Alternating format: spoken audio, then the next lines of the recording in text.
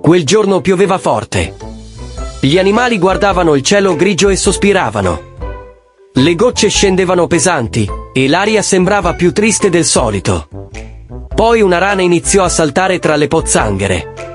Rideva, schizzava acqua ovunque, si muoveva come se fosse la giornata più bella dell'anno. Qualcuno la osservò, curioso, e provò a imitarla. In poco tempo tutti si unirono. La pioggia non era più un peso, ma un gioco. Allora capirono che la gioia non dipende dal tempo esterno, ma dallo sguardo con cui lo vivi.